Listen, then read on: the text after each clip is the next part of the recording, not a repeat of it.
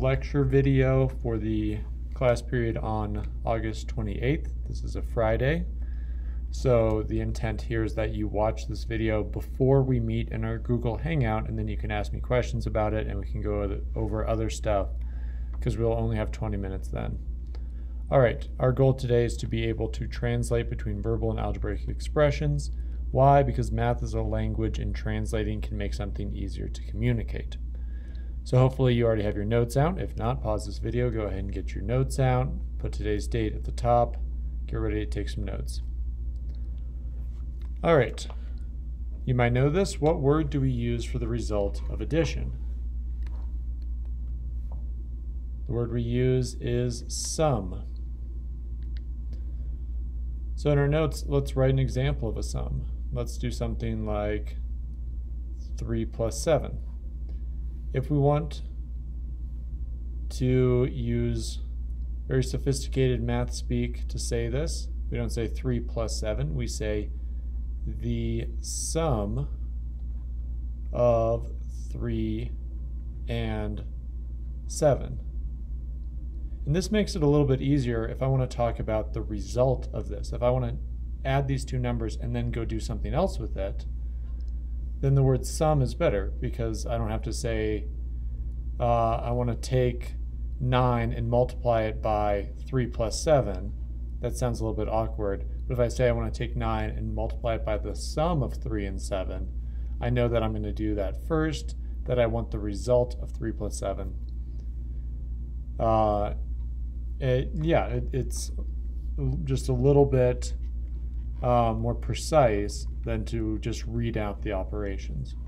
All right, so if someone says to me the sum of 2 and x, I can convert this now from a verbal expression back to an algebraic expression by writing 2 plus x. So this is the verbal expression, this is the algebraic expression. Notice they stay in the same order. What word do we use for the result of subtraction? When I subtract two numbers, I find the difference. Difference. Okay, let's write our own example. 8 minus 4. Now to use math speak to say this, I would say the difference of 8 and 4. The difference of 8 and 4. All right, can you translate the difference of y and 6 into an algebraic expression? This would be y minus 6. Stays in the same order. The word difference tells us to use a minus sign. What word do we use for the result of multiplication? That word is product. All right, let's come up with an example. Maybe let's put a variable in this one. If I want to do 3 times, and we'll pick the letter B,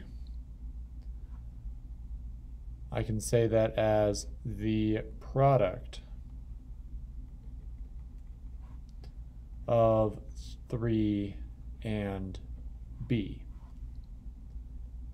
All right. Off to the side, 3b without the dot in between still is the same thing. We don't have to draw the dot when we've got a number and a variable. You can just do the number next to the variable and it's implied.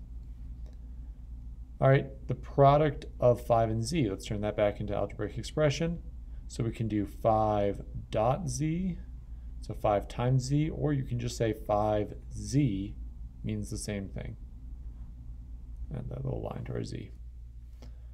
What word do we use for the result of division? Well, that word is quotient. All right, now let's write an example. So we can see, we'll still see this occasionally with this symbol here, 5 divided by 3.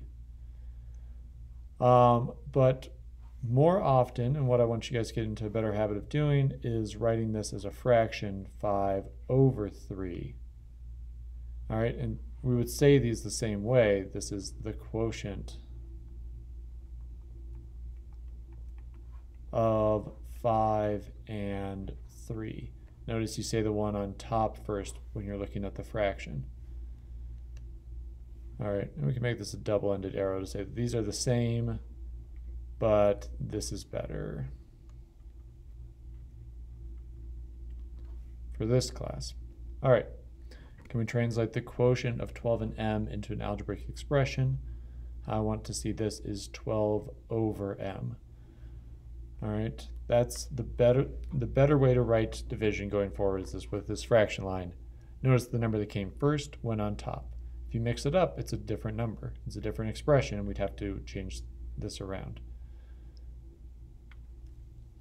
All right, how do we talk about exponents? So, one of the most common exponents is a 2. We like to use that whenever we're doing areas, because you can have inches squared. Well, I just gave it away. When we have an exponent of 2, we say it as squared. 3 squared. All right, what about when the exponent is a 3? How do we say this? So I've got 4 to the power of 3. This is 4 cubed. That comes because cubes have 3 dimensions, a length, a width, and a height. And when you multiply that, you get their volume. So it's sort of a natural connection between to the power of 3 and volumes, and we express volumes with how many cubes will fit in something. So 4 to the power of 3 is the same as 4 cubed. It's kind of one way to remember it. All right. Now, if we want to go any higher, we run out of these fancy words. If we want to do something like 7 with an exponent of 6, we would just say this as 7 to the power of 6. So you just say to the power of. We run out of these fancy words after squared and cubed, and then everything else is just to the power of whatever number. All right, what's the difference between an expression and an equation? All right, let's all write this down in our notes. An equation has an equal sign.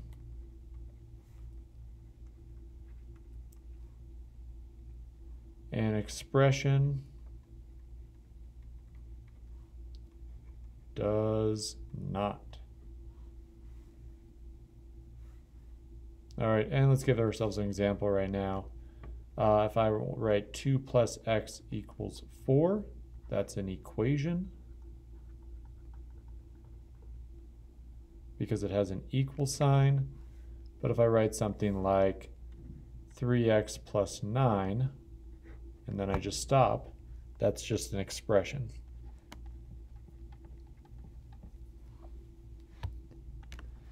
Okay, so I'm going to put in some examples for you to practice here. This is the end of the video. So just finish up these last couple practice problems, and you are done.